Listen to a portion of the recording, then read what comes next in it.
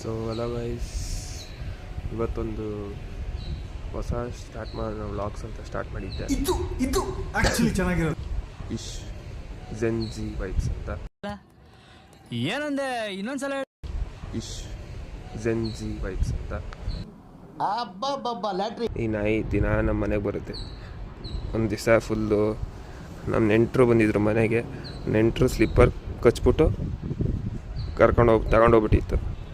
ನಮ್ಮ ನೆಂಟರಿಗೆ ನಾವು ಹೊಸ ಸ್ಲಿಪ್ಪರ್ ಕೊಡಿಸ್ಬೇಕಾಗಿತ್ತು ಅಂತ ನಾಯಿ ಇದು.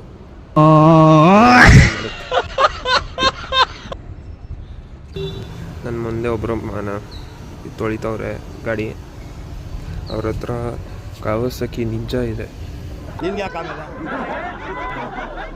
ಪೂಜೆ ನೋಡಿ,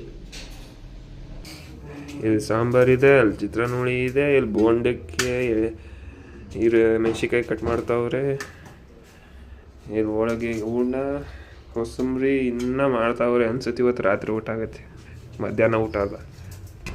ಟೈಮ್ ನೋಡಿ, ಟೈಮ್ ಇದನ್ನ ಮಿಸ್ ಮಾಡಿದ್ನಂತೆ. ಬಿಸಿ ಬಿಸಿ ಬೋಂಡ ಅದೇನೋ ಕಾಣಿಸ್ತಿಲ್ಲ ನಿಮಗೆ. ಆ ಜಿಂಗ ಲಕ ಲಕ ಲಕ ಎಲ್ಲ ಏನು ಮಾಡ್ತಿದ್ದೀರಾ? ಬರ್ರ. ಇದು ಅಮ್ಮನವ್ರ ದೇವ್ರಂತೆ. ಇವ್ರಿಗೆ ಪೂಜೆ ಮಾಡಿದ್ರೆ ಎಲ್ತ್ ಸಿಗುತ್ತಂತೆ. ಎಲ್ತಿಗೋಸ್ಕರ ಪೂಜೆ ಮಾಡ್ತೀವಂತೆ. ಮನೆ ದೇವರು ವೀರಭದ್ರೇಶ್ವರ. ಬೇಸಿಕಲಿ ಇದು ಹಬ್ಬ ಮಾಡೋದು ಚಿಕ್ಕಮಂಗ್ಳೂರು ಸೈಡ್ ಅಂತೆ.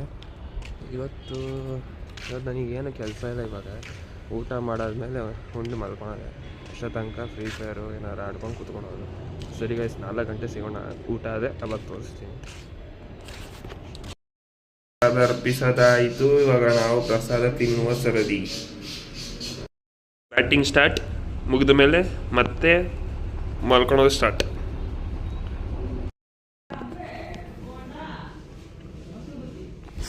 ನನ್ನ ಫೇವ್ರೇಟ್ ಹೋಳಿಗೆ ಗಾಯ್ಸ್, ಕಣ್ಣಾಕ್ಬಿಡಿ.